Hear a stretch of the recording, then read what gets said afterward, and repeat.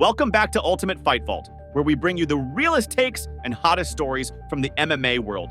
Today, we're diving into the latest update on Islam Makhachev's injury and what might be in store for UFC 310. So buckle up, because we've got some inside info you won't want to miss. So let's talk about Islam Makhachev, UFC's reigning lightweight champ, who's got everyone buzzing right now, though not for the reasons we expected. After his dominant submission win over Dustin Poirier at UFC 302 back in June, the focus immediately shifted to who'd be next for the Dagestani powerhouse. The MMA community quickly started throwing around names, with Arman Tsarukyan looking like the most likely candidate for UFC 308.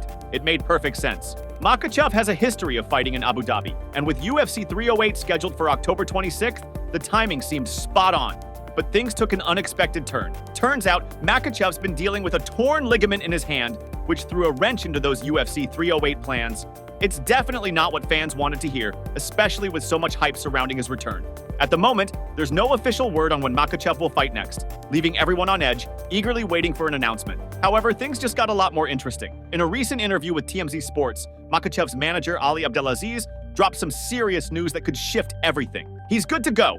He'll be starting camp very soon. Hopefully, the UFC sets a date, and he's ready. Islam is hungry, man. He's coming for whoever the UFC gives him. We don't know the opponent or the date yet, but whoever it is, Islam. Now, let's take a moment here. This news could mean Makhachev's return is sooner than we thought. While UFC 308 might be off the table due to his injury, UFC 310 in December is still wide open. Could we see Islam back in action then?